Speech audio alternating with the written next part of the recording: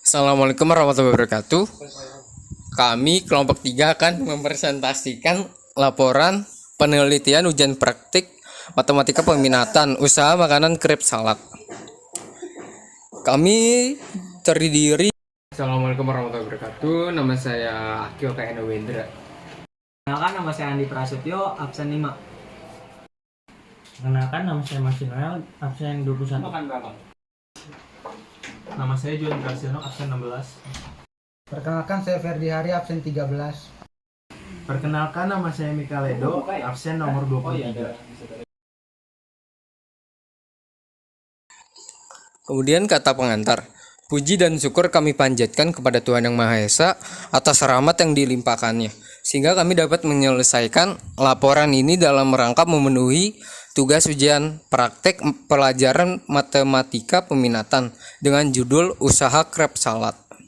Tidak lupa kami ucapkan terima kasih kepada Bu Sri Pargiati yang membimbing dalam pengerjaan laporan ini. Kami mengucapkan terima kasih kepada seluruh pihak yang ikut serta dalam pengerjaan laporan ini.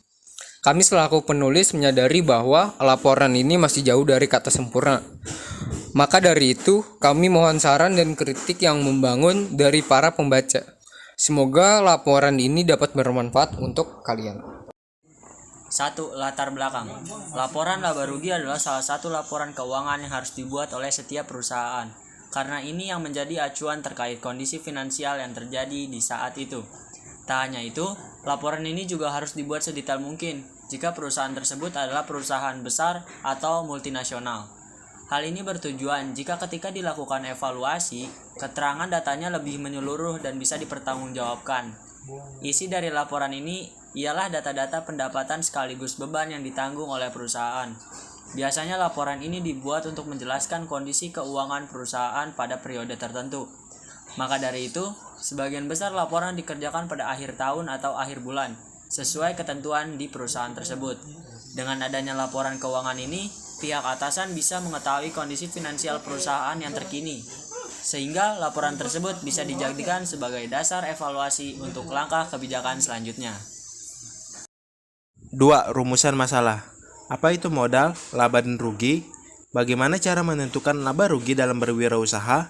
Bagaimana cara meminimalisir kerugian dalam berwirausaha? 3. Tujuan. Tujuan dari praktikum ini adalah untuk memenuhi nilai tugas akhir matematika perminatan mengenai aplikasi matematika dalam kehidupan sehari-hari. 4. Perencanaan. Pada hari Kamis 10 Maret 2022 di kelas 2 Sifat 1 SMA Negeri 14 Jakarta saat jam pelajaran prakarya dan kewirausahaan atau PKWU, Akil tertarik membuka usaha yaitu krep salad pangsit with kulit lumpia dengan memiliki modal awal 110.000. Akil dapat membuat 11 krep salad pangsit with kulit lumpia. Jika Akil ingin meraih keuntungan 30% dari modal awal, bagaimana cara Akil menentukan harga jual dan laba rugi yang diperoleh? Pelaksanaan ada bahan-bahan. Yang pertama crab stick 2 pak dengan harga 19.500 per pak. Total harga jumlah harga Rp39.000.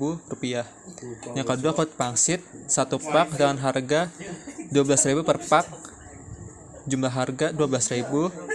3 minyak wijen 1 botol 13.000 per botol dengan jumlah harga 13.000. Bubuk bawang putih 2 saset 500 per saset, Rp16 per saset dengan jumlah harga 1.000. Dan bawang 1 batang dengan harga Rp1.000 per batang, jumlah harga Rp1.000. Wortel 3 piece dengan harga Rp2.500 per piece dengan jumlah harga Rp7.500. Yang keju spread 1 piece dengan harga Rp13.000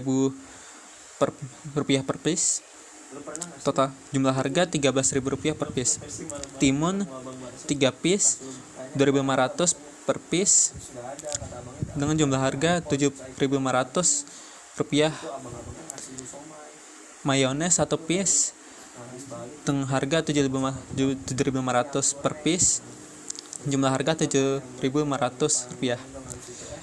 Yang terakhir saus sambal 1 botol 8.500 per botol.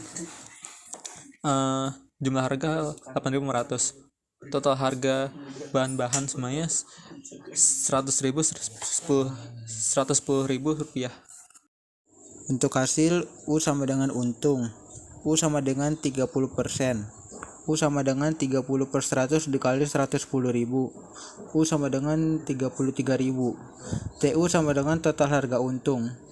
Total harga untung sama dengan 110.000 ditambah 33.000. Total untung sama dengan 143.000. Jadi harga per piece sama dengan 143.000 dibagi 11 sama dengan 13.000.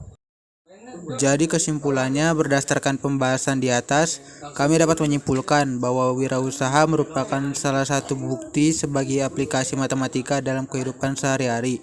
Dengan berwirausaha, kita bisa mempraktekkan materi matematika tentang modal, laba, dan rugi. Hasil dari pembahasan ini juga membantah rumor teori matematika tidak digunakan dalam kehidupan sehari-hari. Demikian dari presentasi kami hari ini. Wassalamualaikum warahmatullahi wabarakatuh. Terima kasih atas perhatiannya.